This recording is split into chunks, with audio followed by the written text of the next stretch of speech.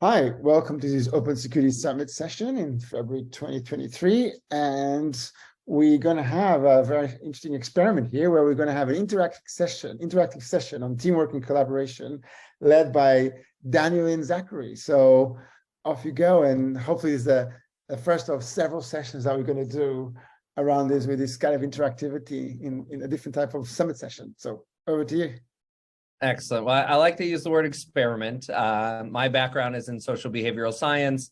I have a PhD in workplace psychology, and I'm Dr. Daniel Shore. Excited to be here along with Zach. We run the Integrate program. And Zach, you want to introduce yourself? My name is Zach Broomfield. I'm a performance coach, and I have a background in experiential curriculum design. Daniel and I are excited to play today. Yeah, so you're going to get a cross-section of a program we created that is human-centered, focused on teamwork development for security teams and multi-team systems. So what happens within the teams and between the teams. And we do that through interactive workshops, a part of one of which you'll explore with us today. So we're going to start with an exercise called Mind Meld.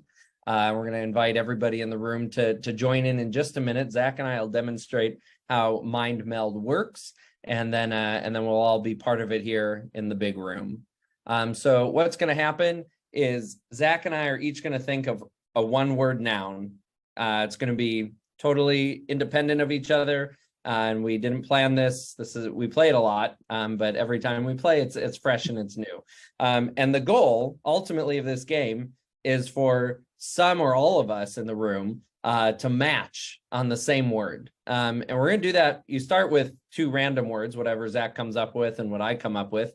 And from there, we start to think about what connects the words that are in the chat at that time.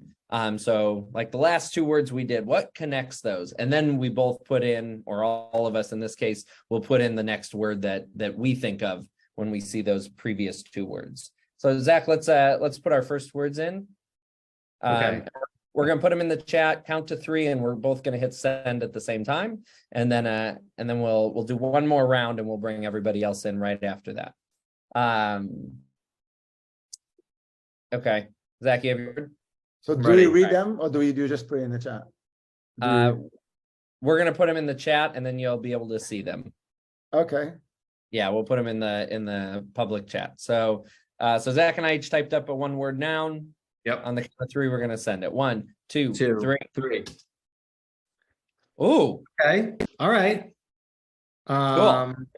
So like I was saying, we take those two words, and now to try and get to the same word, we think, what word connects container and jar?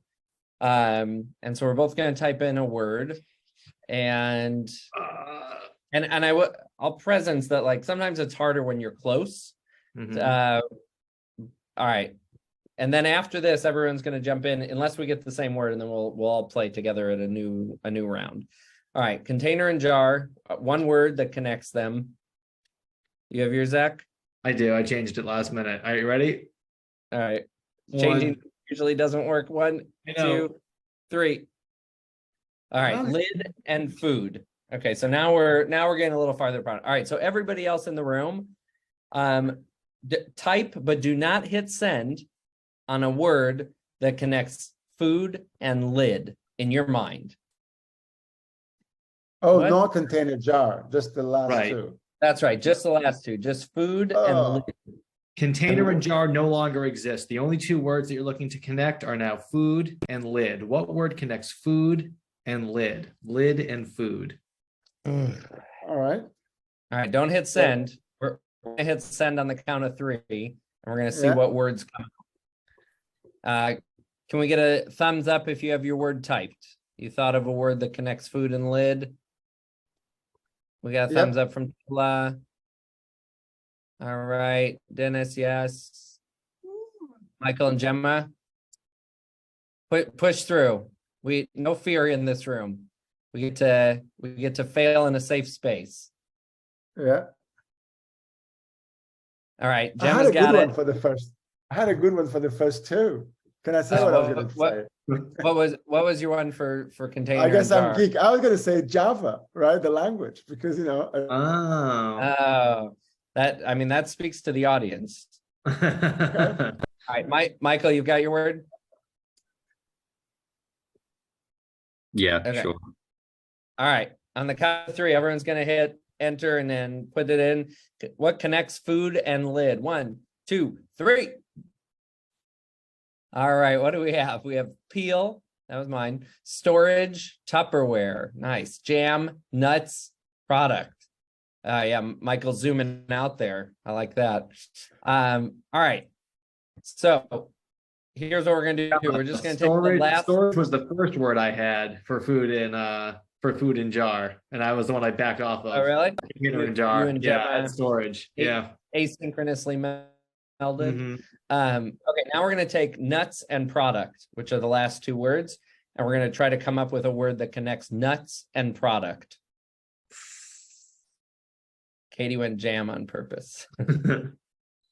I went jam too. Okay, nuts and product are the new words to connect, and then we're going to talk about why we played this game. So let's see if any of us can get a match among the group here. So what's the objective? The objective is for two people to actually say the same thing. You To get see the if same that happens. word. Yep. That is one end state, right? But Okay. we also talk about success along the way. So Okay. All right, guys. I just need to go and feed this dog, which is like asking very nicely All right. where his food is. But I'm here. I'm just taking the camera off for a second. send me your word in the. All right. Yeah, I got my word. I'm ready. Okay. All right. So nuts and product. What connects nuts and product?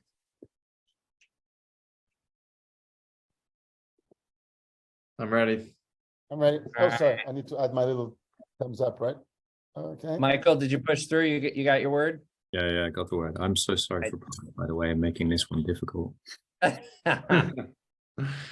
Gemma, you good? All right. Here we go, everybody. On the count of three, we're all going to put in what we think connects the words nuts and product. 1, 2, 3. Oh, wow. We got 2 peanut butters and a peanut. That is pretty good. That's pretty good. Came from snack, Nutella. Come on, Nutella. Gemma did the zoom out this time. Commodity. I like it. Ooh. Oh, Gemma, you're going all worldly maps on us. Nice. All right, but the peanut butter piece, and I had butter and Katie had peanut. So we're really, pretty good consensus across the group. All right, so let's talk about what that experience was. Zach, you wanna prompt some sharing? Yeah, for sure. So, taking a look at, what's it like to feel like you have what you would think of as a right answer. We all bring to the table our answer. And I heard, I think I heard, at least from one voice in the room that, come on, what about mine? What about my answer? And thinking about like where that pops up in your work. So think about your levels of attachment. What's it like to put your word out there and feel like you've got something, hoping other people understand you?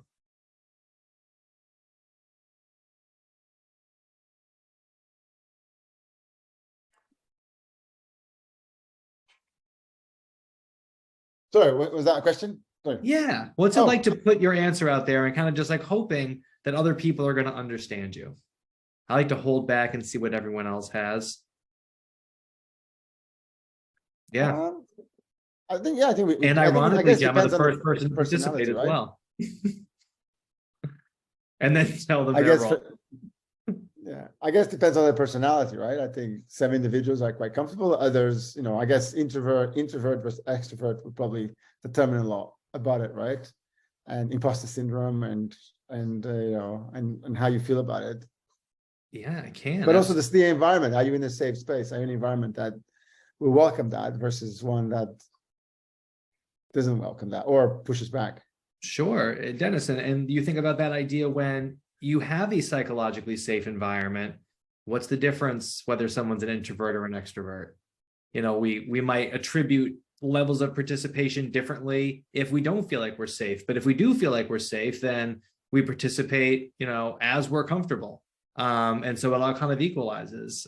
Gemma, you're saying that you like to hold back and see what everybody else has. So Gemma, I don't want to put you on the spot, but I'll ask the question directed towards that, which is, what's it like to push enter all at the same time?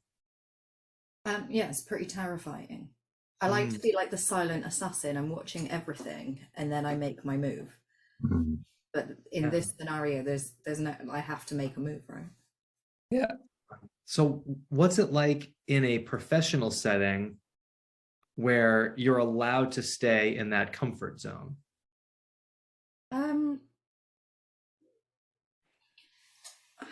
I guess what it gives me in a professional setting is the opportunity to understand more of what's going on instead of just demanding that my way is the right way, or I need to be heard. So if I wait and digest everything and then formulate an opinion that means that I've understood everything, then my opinion's probably more valid in some circumstances.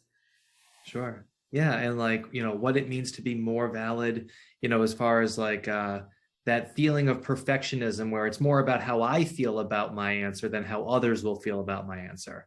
I'm going to be the hardest threshold for my answer than anybody else will be. I am the tightest guardian of my opinion. And I don't say anything until I'm sure that it passes through that threshold. So it's really more about. I work with Gemma before, right? So I'll throw my ideas, and then the ones she doesn't shut down are the ones I think are good.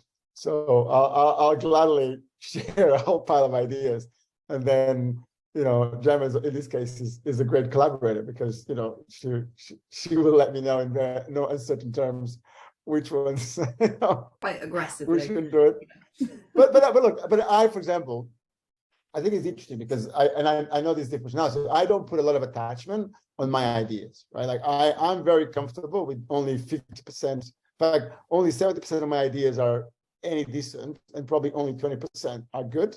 I just don't know which ones, right? So I don't put a lot of attachment on putting an idea out there and being shut down. In fact, I thrive on that.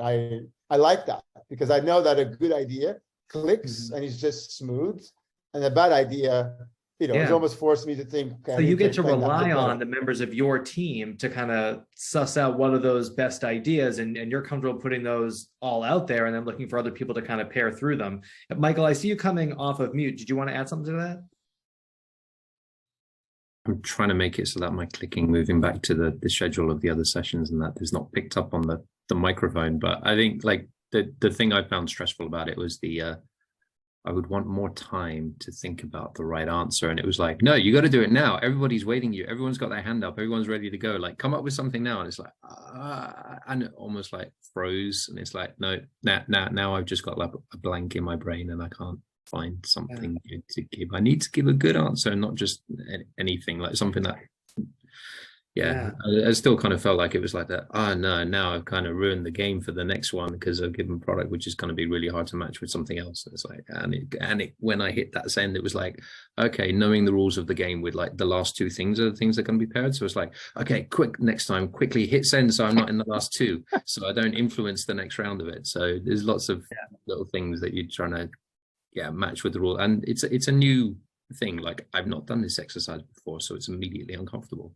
Right. And Michael, that feeling, and that after you do something you have to apologize for it, right? When does that come up? I mean, and when do you see other people doing it as well? It's just like I feel like I've either made a mistake or created pain for other people. Normally it's like when I've done something which I think has made the task more difficult for other people, and perhaps unnecessarily so. It's like I'm not here to make it difficult for people. I'm here to try and make things easier, hopefully. Yeah, and part of building that team and that multi-team culture, right, for an organization is about people knowing your intention, right? People knowing that you're always coming with the intention that you want to help, you want to make things easier. And right now we're in a space where we're with people we don't know, we haven't worked with, and so what's coming up for you is like that need to apologize because nobody knows your intention. But it could be, at least some of us here in our workspaces, also people don't know our intention and we find ourselves apologizing. I play basketball on Sunday nights, And there are some people, including me, every time I make a bad pass, I apologize. Why do I do that? Why do I say I'm sorry? We want to get to a place where the culture is such that everybody knows your intention. And when you fail, everybody fails with you. And when you succeed, everybody succeeds with you. Right. And so creating that kind of continuous or reciprocating or cyclical rather notion of we're in this together, right? No matter what the situation is, so that we take away the apologies and we can be more aggressive in taking risks and trying new things, and Dennis speaking up because he knows Gemma and they have that culture right between them. They have that rapport that allows him to just say ideas, whether they're good or anywhere else on the spectrum. And so I appreciate you speaking up about that, Michael, because that is that's a real experience for a lot of people. Yeah, this is great. This is like free coaching. But Good. it's like I sometimes play football and then you miss something and the guys bad luck, and something. No, it was just pure lack of skill. It's like Right. It's nothing. Well, it was not. And the other thing that yeah. and the other thing that happens when I play basketball on Sunday nights is at the end of the game, if you make a mistake, you have to say sorry more times than if you make a mistake early in the game. But that's not the case either, right? We have to create the culture from the beginning that sorry is never necessary because it's implied. We know that if something doesn't go well, you didn't mean it.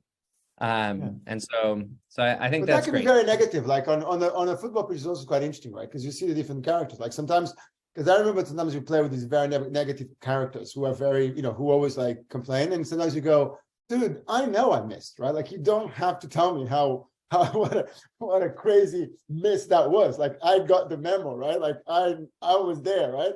And then it brings down the whole team. So there's an element of like if sometimes people are over and you get a very negative energy in the team. Yeah. And then that negative energy builds more negative energy. Once negative energy is building, it's harder to stop. So we're thinking, I want to bring us back into focus around good energy, what it means, not needing to say sorry. We've practiced that already. And it was good. We do that exercise as our opening to the Integrate program, which depending on how long you go through it can be anywhere from, it's 8 workshops, and they're anywhere from 1 hour to 4 hours each, depending on how much coaching and analysis a team signs on for. But I want to give just the background of where this exercise and the other one we're about to play came from. It's part of a program that was built from 5 years of U.S. government research on cybersecurity and security team collaboration, both within the teams and between the teams. And we know that collaboration, that trust, being able to not feel pressure that you have to put an answer out, but to know that there will be a chance for you to put out your answer or share your opinion, not having to say sorry. All of those things are what we saw in US and European government teams and private sector as well. And after that program of research ended, I continued to carry the research with me, met Zach, and we started to build the Integrate program, which is designed to help team members and leaders build that trust and the effective communication and the safety, psychological safety within their systems. Research has shown us that doing those things, trust, communication, and psychological safety, builds resilience. It'll help the continuity of a team because it increases employee retention, a sense of belonging, it reduces insider threat. And ultimately, this is what Zach and I do, is we are an investment in human capital, and also a competitive advantage, because we know that most good guys and adversaries have access to the same technology. So at that point, your best weapon becomes your people. So how do you get is there a particular reason why you guys pick cybersecurity? And is there any kind of, where collaboration, and I agree that it's completely critical, but it's interesting that you actually did the study on top of cybersecurity teams. Yeah, the US government chose it for us. And once we were in, we realized that a lot of people are individually minded because they train themselves and then they're trained and come up in their early career working individually. And that can be a really positive experience for a lot of people. The challenge is that when you fail individually, you're also alone, right? You can have individual success and you get all the credit, all the accolades, everybody, you might have an application named after you or an equation, but ultimately we have to protect against the times when things don't go well. And that's where teams and multi-team systems come in, because to fail by yourself leads to shame, guilt, embarrassment, right? A lot of apologizing. And so we want to build that connectivity. So to your question, Dennis, that was the kind of the most fertile ground for studying teamwork and collaboration. And now we know that it works other places too, but we really appreciate the need for this type of workshop and this type of coaching in cybersecurity, and we also believe in the mission. There aren't other people doing what we do, and so we feel obligated to bring our expertise to support the people who are doing this work. Cool. Looking forward to learning more about it. Great. Well, you're going to experience more first. We just wanted to do a little stage setting of where this is all coming from, and we're going to move into an exercise called starting up a startup. We're going to put you into breakout rooms, and you're going to pick 2 words from the chat, from the mind meld words that we all came up with. Any 2 words, doesn't have to be the last 2 or the first 2 or even 2 that went together. And you're going to come up with an idea for a new company. And so it's called starting up a startup because that's what you're going to do. And before we get to that, one of the keys of teamwork is giving it structure and giving it tools. So I'm going to put into the chat here for a second this outline, which is for a team charter. Because before we start creating this company together, we want you to come up with how you're going to work together, because it's not about the work you do, it's about how and who you are when you do it.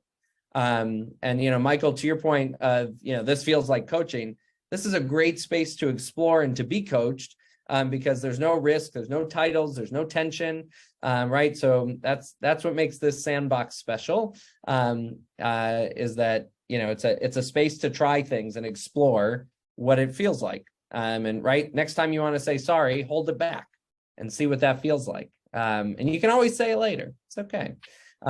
Change takes time. We know that. So we're going to put you in breakout groups, team charter.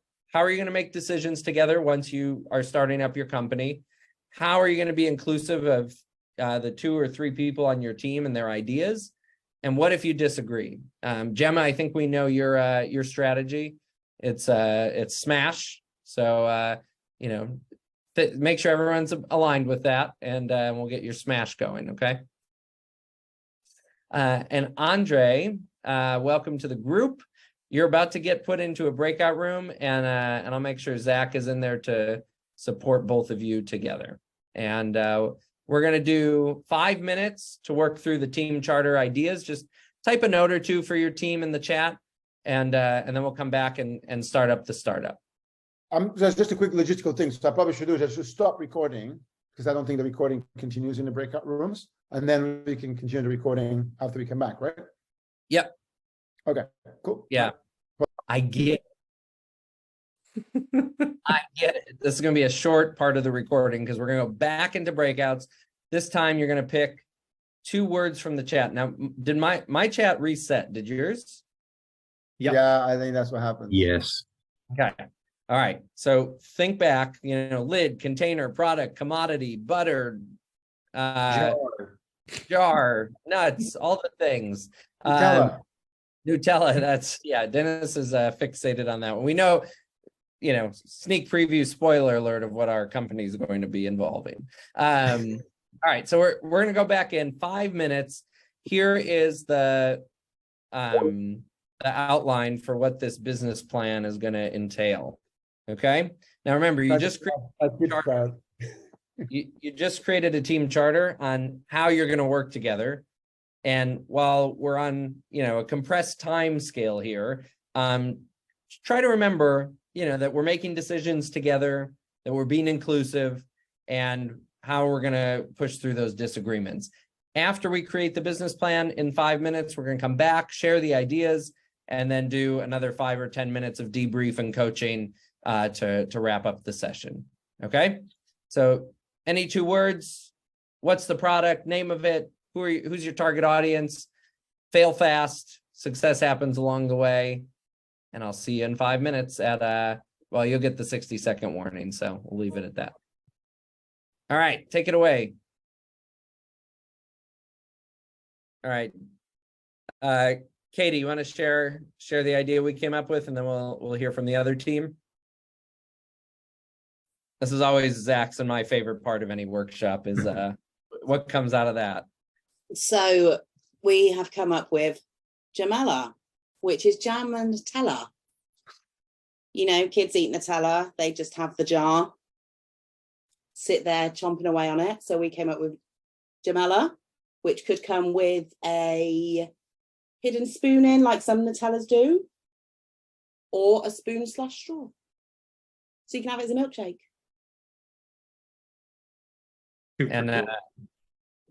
And the hidden part is key, because you have to find the spoon straw. Definitely. Excellent. So Jamela is one product. Who from the other team would like to share what came out of the brainstorm?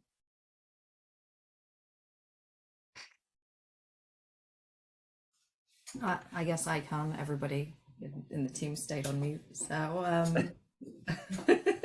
I like it, Gemma, stepping up. yeah, taking one for the team and all that. Right. So we went for a jar of nuts from the nut company, and the target market is adults without nut allergies, and people who like nuts, obviously. And the reason that we came up with that was environmental concerns around the current storage of nuts and the freshness of the nuts that are stored in the current packaging options. So jar of nuts it is. Excellent. Michael, anything else you want to add on to the advertisement? No, we kept it really simple. We wanted to be very descriptive. So like we have like if you look at some of the things we use in security, so like there's, when you look on Amazon, AWS, they have like Elastic Beanstalk and Cognito and this, and you're like, I can't remember what that thing does. But then when you go to Azure, they're like, it's Azure storage, it's Azure virtual. They call it what it is. So we're like, we want to keep it simple. Like, what is it? It's peanuts. Who's it from? The nut company. Like, okay, cool. Perfect. I love that. Excellent. All right. So jar nuts and Jamela, the market better look out, because it's about to be taken over. 2 new products. Zach, you wanna guide the debriefing of what just happened?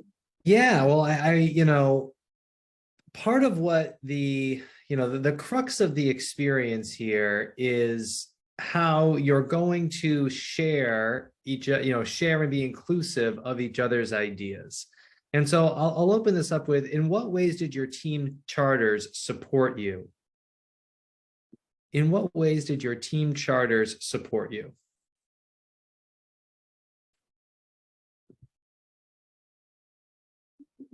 I guess I'm not sure. I think we were collaborating. I'm not sure. Okay, maybe just on this part. I don't think the charter made a massive difference on this case, because I think we were, in a good collaborative moods. Unless you're saying that that's what the charter gave us. Dennis, I don't overlook the fact that I have never worked with you and Katie, right? Yeah. And so talking through the team charter helped me to understand what your working dynamic is, right? And your strengths. And then when we came back into the room to come up with Jamela, I knew what everyone's role was in terms of how the ideation process was going to go. And so I can speak to that, which really helped me feel like, oh, I know how Dennis and Katie work. I can jump into that and find my space as well. Fair enough. Yeah, and I think if that initial part, from a charter point of view, yeah, yes, I think that helped. I think that was quite good. Anybody else want to chip in? I'm curious, when you make a team charter, generally, like how often are you taking that step before you work with a team, and how often are you needing to just start working together and you don't establish each person's working style and understanding of each other? Like what's most common in your work? To take that time or to jump right in? I like to think that I do, but in reality, no, it doesn't happen. And the ground rules get set as you move through the challenges, as opposed to here's what I expect of everybody. And we know that when you're in a reactive environment, typically, the more things you do proactively, the more effective you can be reactively, right? To establish anything is to establish a point of reference that's shared, within between teams and across people. Andre, you had something to jump in with. As a consultant normally brought in to work with teams that already exist, I just sit back, observe, figure out what they do and how they do it. And the fact that I have the skill of being easy to adapt to those situations, I just managed to work in. But because I lost half of this and because I was late, apologies, I kept a bit more quiet because I lost a bit of knowledge here. I'm looking forward to see the recording afterwards. So one of the things I would say on that charter thing is that one of the activities that I try to push, for example, instance response teams to do is to do lots of mini incidents as major, right? And I think an interesting side effect of that is that you almost create that charter, or you start to build that charter as you go along, because it means that when you hit the big incidents, you start to already know how each person works. You start to know who can do what, who's good at things, who's good at reaction, who's good at pace.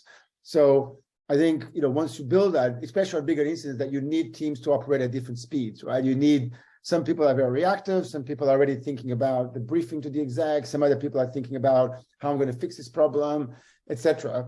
So I think I agree with Jen with that. Ideally, we would try to do that a lot. I think in practice, if you can create an environment that allows the understanding of, I guess you call charter, which I guess maybe I would have called it working environment, but I think charter is quite a good name for it.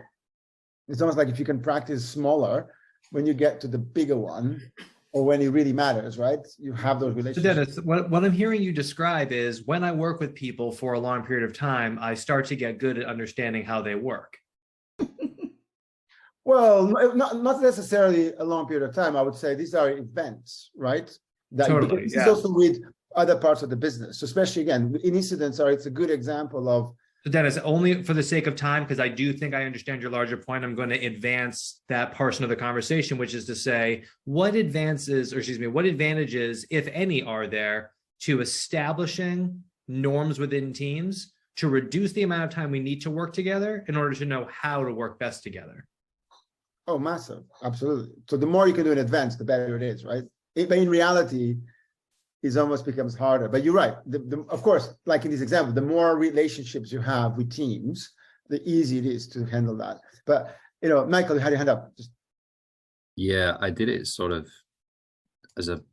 it's the point about the hands. It's more like a story about what seems to have happened in our company as part of the pandemic. So you had a lot of people on video calls, and I'm sure like everybody found this, like the social cues, which are normally there to kind of like, when do I jump in? Loads of people talking over each other all the time. So then the thing that seems to have like gotten adopted, because then pushed the tools out and made it a thing, is that in our organization, people like, they put their hand up and then they'll do it on the they'll use the hand feature within Teams or whatever core function they're using. And it's also almost become like, when you're working with different teams, some teams have hand discipline, other teams don't have hand discipline. And we actually teach those teams who don't have hand discipline, almost like in the story of, or not the story, but the study of, like when they spray the monkeys with the water, they put the monkeys in and then they put the bananas in the middle. And then when the monkeys go for the banana, then they spray them with the water, and then they take the monkeys out and they swap them out. And then eventually, like, none of the monkeys have ever been sprayed with water, but they know you don't go for the bananas in the middle, otherwise something bad will happen. So it's like we end up doing that sort of at a very basic level in the organization. When people don't put their hands up, with those of us who have that hand discipline will like make comments and we'll go like, hey, put your hand up, like you can't like just cut in over the top of what people are talking about.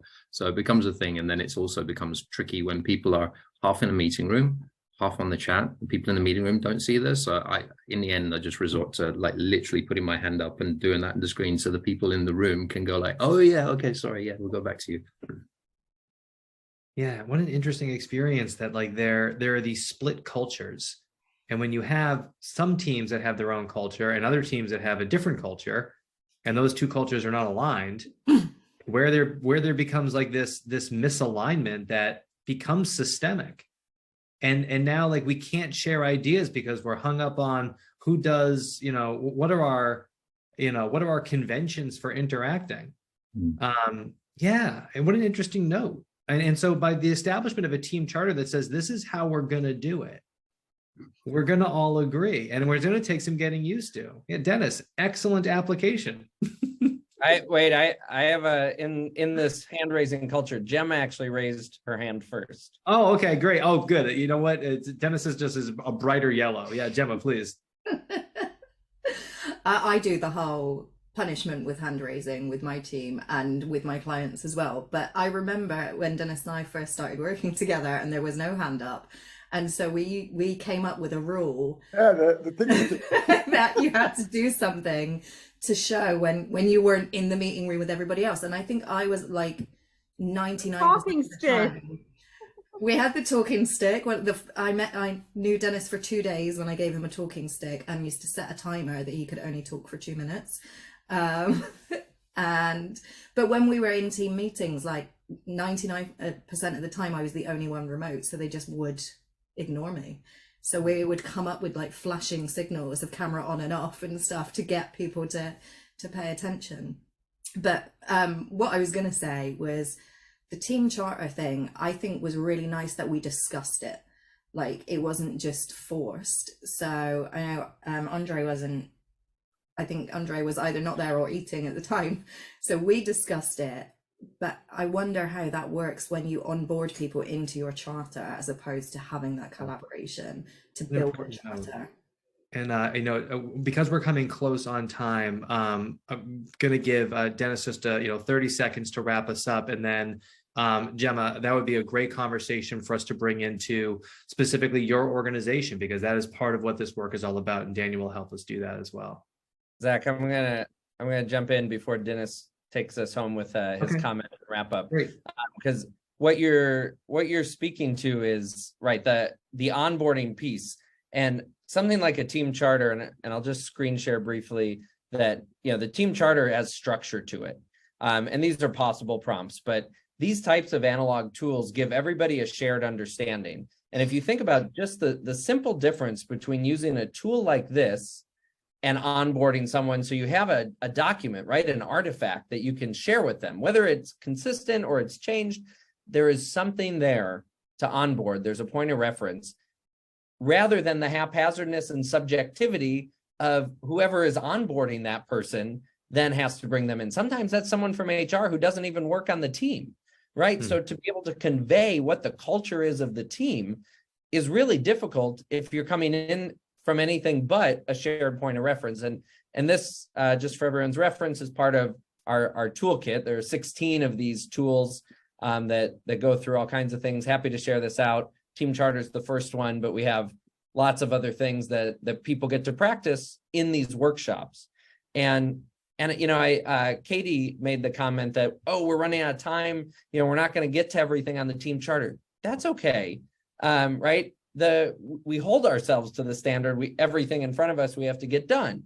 But in practice, Katie, I thought you did an excellent job of communicating about the making decisions and the inclusivity piece.